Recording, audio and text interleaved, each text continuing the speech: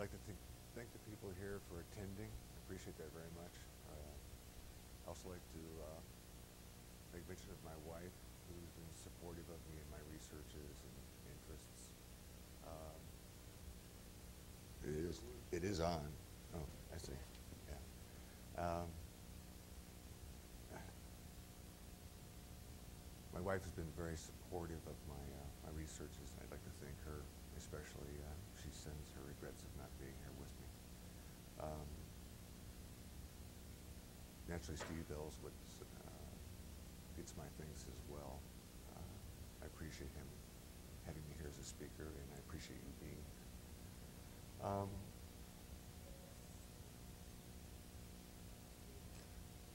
This picture here, yeah. You are closer? How's that? Go ahead, do. Okay. You are unusual in our field of speakers. You are soft-spoken. Thank you. This picture right here represents pretty much what we've had to live with for the last 60 years. And this is a V2 rocket. And all of its component parts is pretty much exactly the way that we still have our systems today. And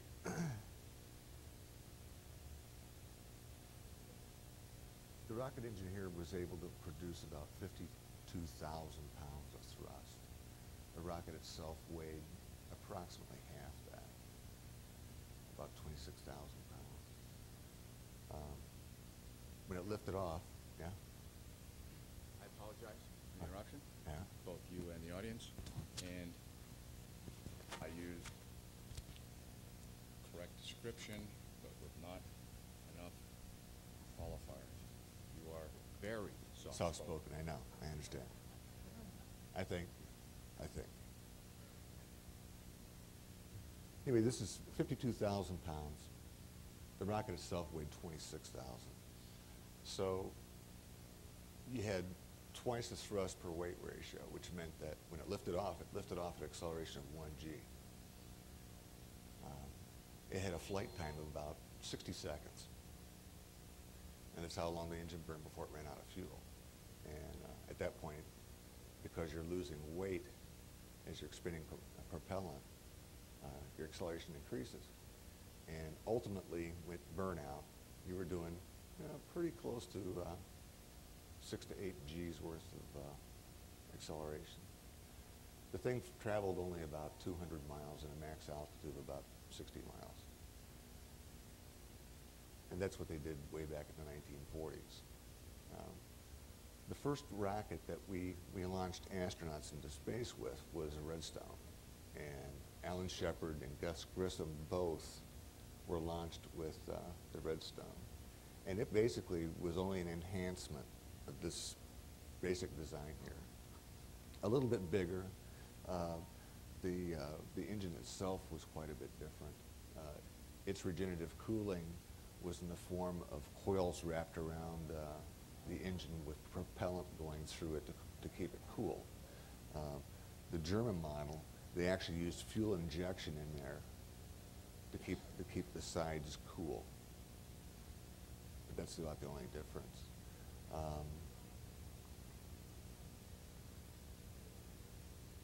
The way it actually drove this thing was right here.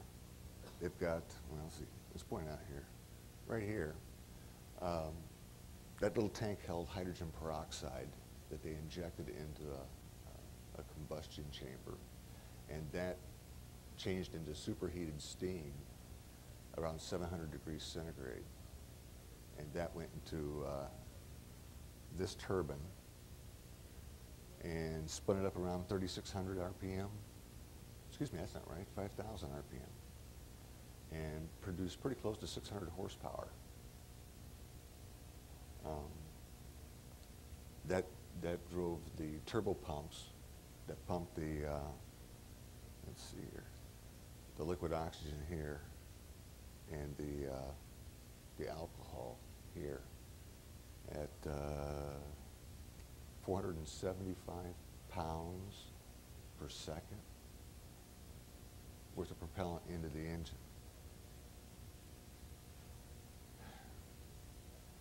The big thing about it is that because of the overall design, as far as the engine's concerned, and the propellants of choice, this thing had what's called a specific impulse of around 180 to 190. And what specific impulse is it's pounds thrust per every pound of weight of propellant that you inject into the system per second. So in other words, you inject 1 pound of propellant into the system and it produces 160, 190 pounds of thrust out of it. And that's how the relationship works. Shuttle right now is incredible, I mean, as far as the engineering feat. They inject 1 pound of propellant into it, and it produces about 460 pounds of thrust. That's significant. Problem is, shuttle's also limited. I mean, we've gone as far with those types of propulsion systems as we can get. I mean, we've taken it to the finest of arts. Their chamber pressure inside the combustion chamber is like 3,000 psi. It's enormous. Cooling is just phenomenal. I mean, the country can be very proud of this thing because it's as good as it gets. It's as far as we can take this. In the news recently, they've been talking about another propulsion system called Vasimir. Vasimir is a variable specific impulse engine, and that engine is what NASA hopes is going to take us to Mars. And it's a low output engine, but it works continuously.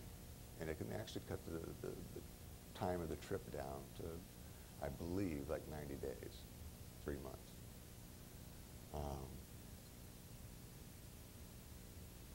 The problem is you have to get up there to use it.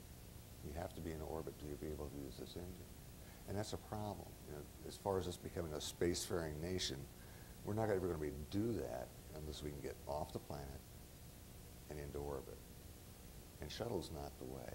I mean, shuttle's great, but right now, space transportation trips into space are going for about $20 million, and that's about 4 days in space. And if you do the math, that works out to about $47,000 an hour, which is pretty much out of the pocketbooks of anybody I know. So the question is if we ever become a commercialized civilization for space, how are we going to do it? Well, personally, I believe that the solution in that has to deal with this thing I was talking about, specific impulse. The ion engines that they have been working on ever since the 50s have the promise of extremely high specific impulses. And I'm talking on the order of between 5,000 to well over 100,000.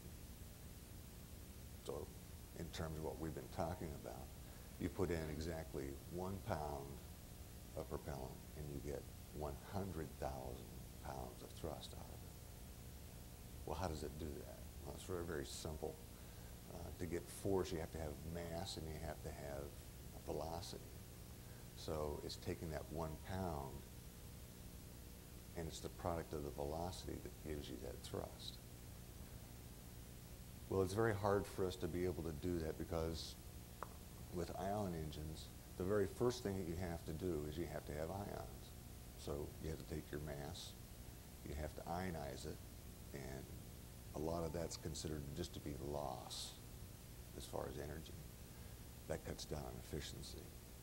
Then what you do is you accelerate it with magnetic fields or electrical fields, right? And that's how you get your velocity out of it. The V2 had an exhaust velocity of about 2,000 meters per second. So if you had the same amount of mass and you had twice that velocity, velocity, then you end up with more than twice the performance over time. Well, how do you do it? I mean, how do you get from there, the chemical rocket, to the ion engine, where you get those high specific impulses? And that's really what the problem is. How do you go about doing that? Well, if you start with this, the temperatures that you've already got are around 2,000 degrees centigrade as far as the exhaust products are concerned. So, for the most part, they're on the very threshold of being ionized in the first place. And in some degree, there is some of the exhaust gases ionized, some small percentage. As you increase temperature, right, you get more and more and more. If you get to around 25,000 degrees, then guarantee that you have like almost 100% ionization. Unfortunately, what do you keep a hot gas under those pressures contained in? You have to make a bottle to put the genie in. So that's the extreme. But if we're able to back off just a little bit and say, well, we'll deal with just a percentage, a significant percentage. What's significant? If we could do it 10%, we could accelerate it. Then our demands as far as the power that we have to put into the ion portion of the engine decreases. If you hung onto the end of this thing, another tube, right, and you wrapped a coil around it, and you electrified the tube as well, now what you've got is you've got your means of accelerating the ions. The next problem is how do you make sure that you get a higher ionization of the exhaust gases?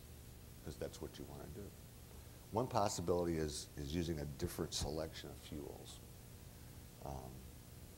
One particular one that I think is attractive is the same one that powered the X-15, and they used liquid oxygen and ammonia. And what I like about it is, one, you have a lot of hydrogen available in the molecule, so its combustion products coming out the back are very small and light. Plus you have the nitrogen there. And one of the properties of nitrogen is if you take nitrogen, right, and ionize it and allow it to recombine, right, what happens is you'll end up getting photons given off that are in a wavelength of about 305 nanometers. 305 nanometers is very strong UV light, and it's that UV light that you're going to use to help ionize everything else. So with the right mixture ratio of how much nitrogen you have available, that's how you'll get your UV to do your ionization with. It's a lot more efficient than trying to use electrical ionization.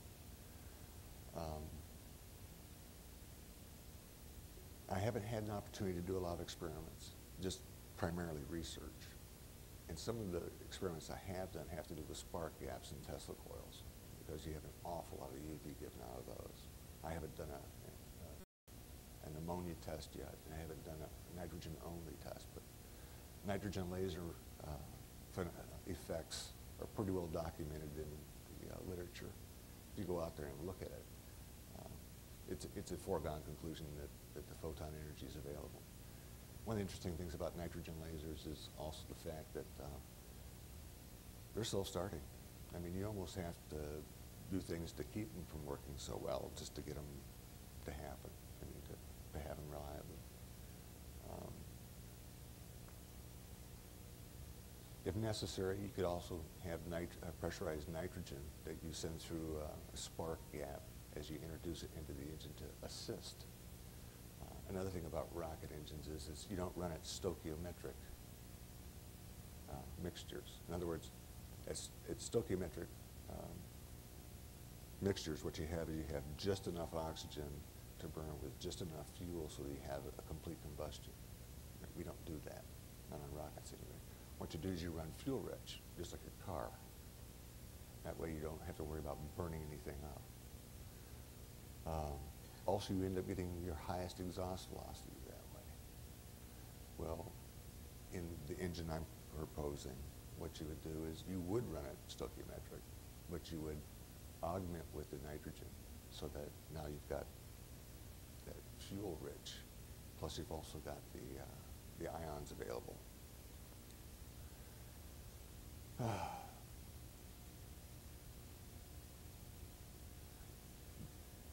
There is so much literature that's out there, and I just brought a small portion of it here.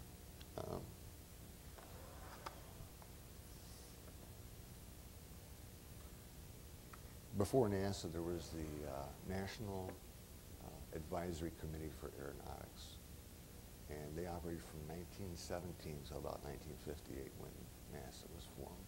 And all their, I won't say all their literature, but a significant amount of it is available for download out there in research. These were the original rocket scientists in this country. I mean, Robert Goddard notwithstanding. Just to give you an idea of some of the stuff that's out there.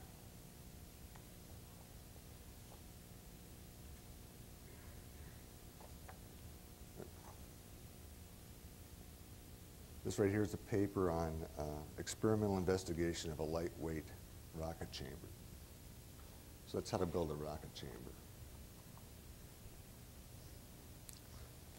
If you want to know how to build a rocket nozzle to get the right performance out of it, there's this one.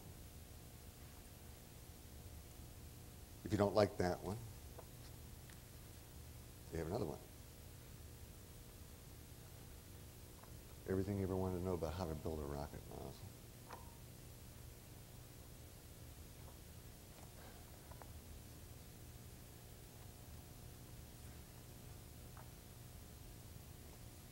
Theoretical performance of liquid ammonia with liquid oxygen as a rocket propellant. Theoretical performance of some rocket propellants containing hydrogen, nitrogen, and oxygen. So you have those.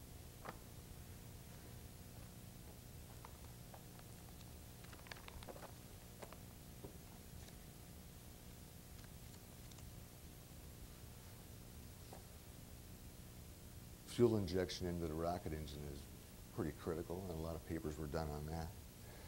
Here's one.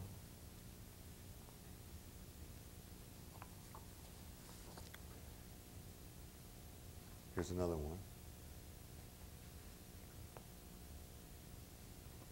And here's one with the ammonia. And then they talk about in an analytical study of turbulent and molecular mixing within rocket engines.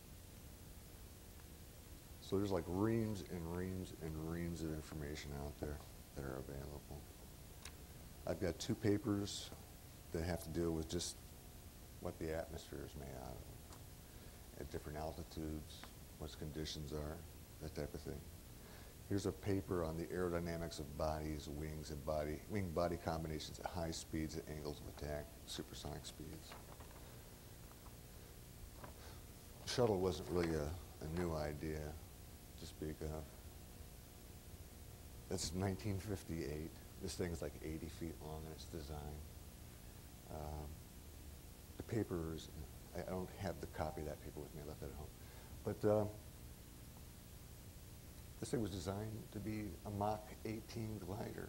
They did this in 1958.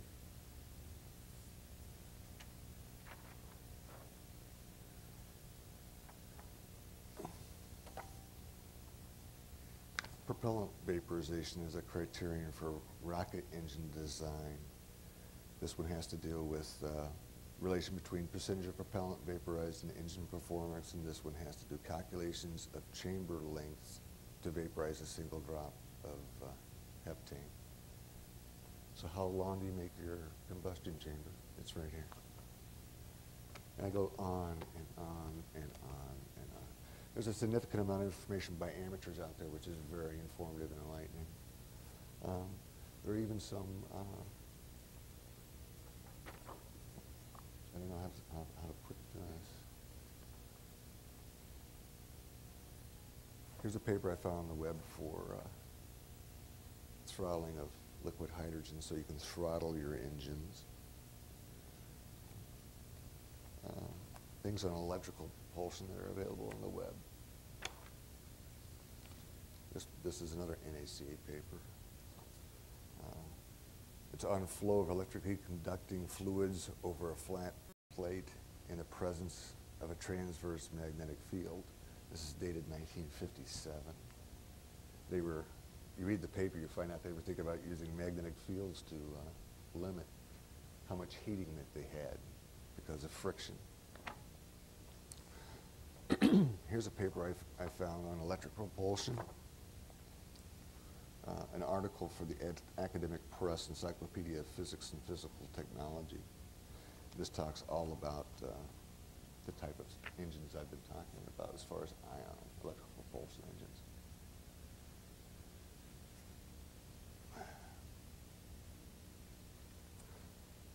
So what I like to think about now, or excuse me, what I like to talk about now is something that, Gus Grissom said long ago. No bucks, no Buck Rogers. How do you pay for this? How do you get the money to do this? I mean, nobody's going to walk up and give you a whole bunch of money so they can go into space, and you haven't got a spaceship to put a ride in. I mean, that's why Tito went over to the Russians and talked to him, because they had a spaceship and they were going to take him for $20 million. Done deal.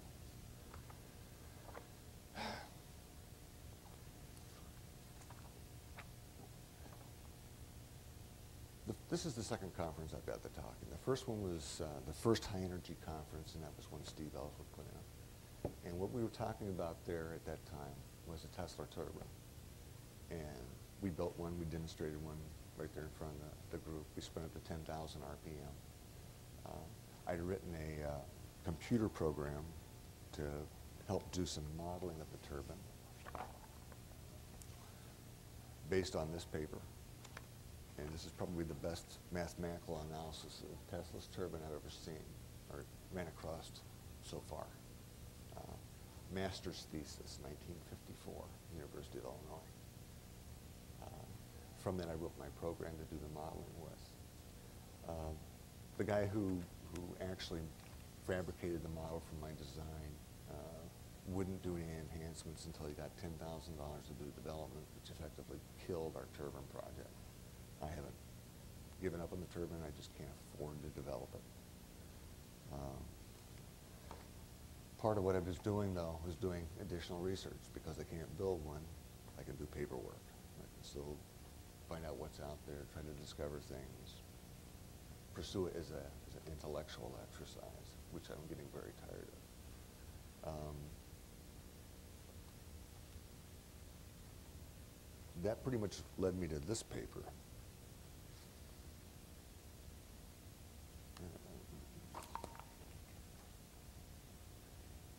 This was titled A Method for Determining Turbine Design Characteristics for Rocket Turbodrive Applications. And that one led me to this one. Equations, tables, and charts for compressible flow. I have found so much information out there on incompressible, like you're going to do fluids, like water, right? But can find nothing on compressible. So when I ran across this, it was like a gold mine. Oh my God, look at this, I found this. Steam tables are great, but I mean, they don't tell you a whole lot. Not like this does. So as far as like my whole thing, I would love to build the engine I've described. I'd love to test it, have a lot of fun playing with it, probably make some money out of it, especially if I can realize the kind of performance I'm talking about. If you can get an ISP of 1200 for this guy right here, instead of the meager 160, 190 ISP that it has, you're going orbital.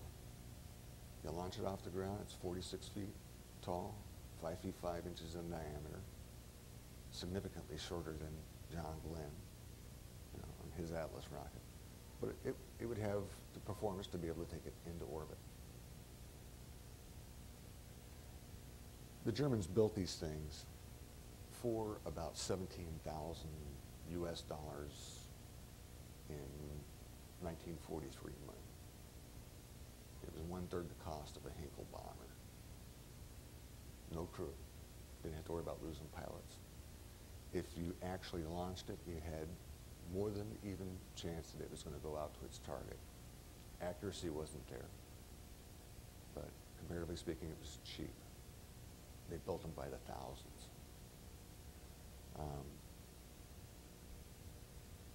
The worst of it is, for everyone they built it, it probably killed about 12 people. And just killing 12 people just building it. It was done as a slave labor camp. But all of a sudden, if you can do something like that, I mean, if you can get the specific impulse up there, all of a sudden, now space becomes not only affordable, it's practical.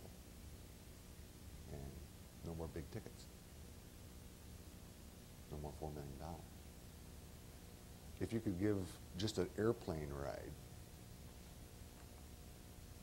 and something like that, $20,000 for a 2-hour trip, how many people would pay that kind of money? What about 1/100th of 1% of the world population? That's not exactly what you call your big market. Right? Pretty conservative. But it would be there. You could pay for it. It would work. People would pay the money to do it. But like I say, how to get there?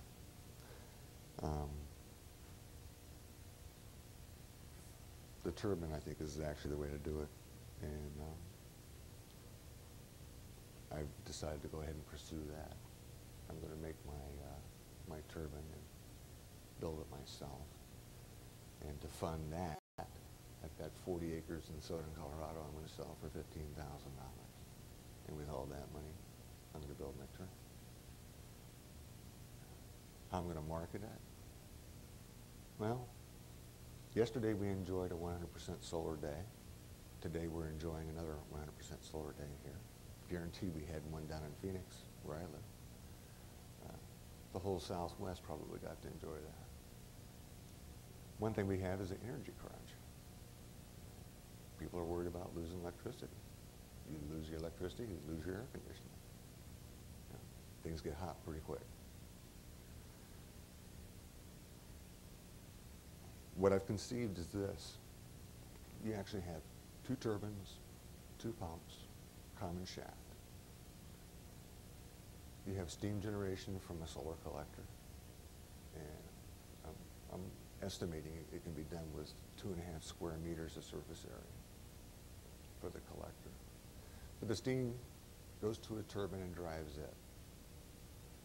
And power off the shaft drives a pump that supplies the water to feed to the collector.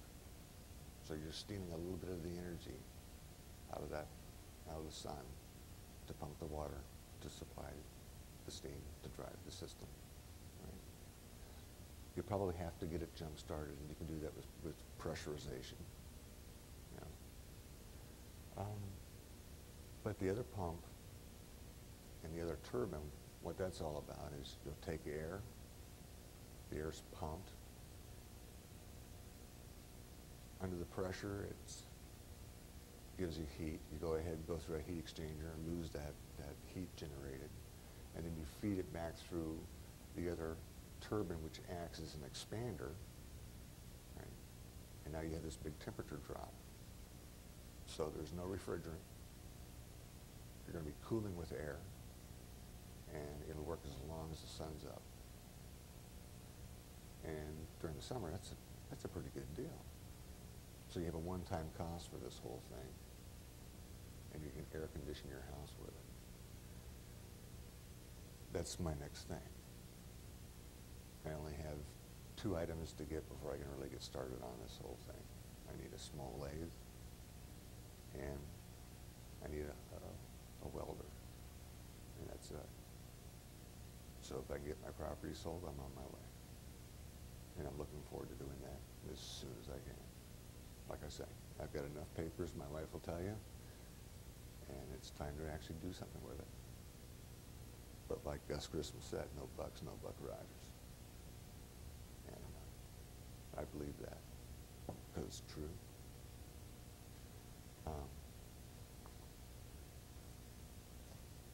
I don't know how much people know about me, and maybe I should have said this at the beginning, but one of my personal philosophies is I like to keep an open mind, but not so open as I run the risk of having my brain fall out.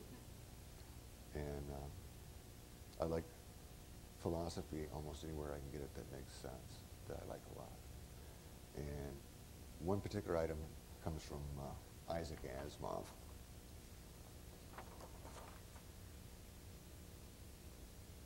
The most exciting phrase to hear in science, the one that heralds new discoveries, is not Eureka, I found it. But that's funny, because that's the truth. Most of the worthwhile science comes from there at some point. Madame Curie, when she discovered radium, they distilled a whole bunch of something and down to something that they couldn't even see and changed the world with it. That's funny. I thought you blew that candle out. Yeah. I would like to have as many questions from the audience as you're prepared to give me. Yes, sir. I'm gainfully employed and expect to remain so. It has to be. Don't quit your day job. Yeah. The only exception to that I know of that makes sense is when you're making so much money in whatever else that you do that you're losing money by working full time. Then it makes sense to go off. Well, I'm a field service engineer. I work on microlithography equipment. Our principal customer for the company I work for is Intel, and they use our equipment for making all their top-of-the-line chips.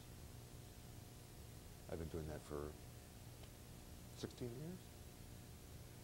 Yeah. Before that, I worked on mainframe computers for 4 years for a company called T&M Computers, and prior to that, I spent 8.5 years in the Navy on submarines.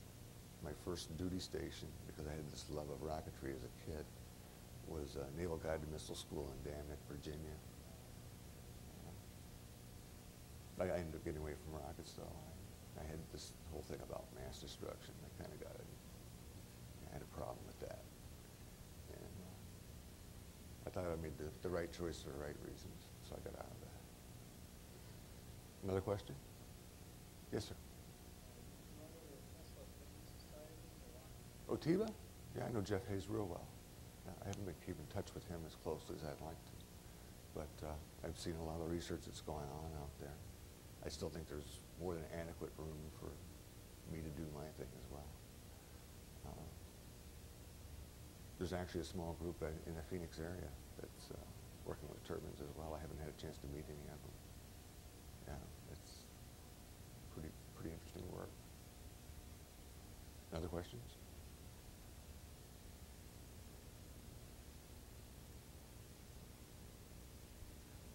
Well, if that's it, I thank you very much for your time and your attention. I very much appreciate it.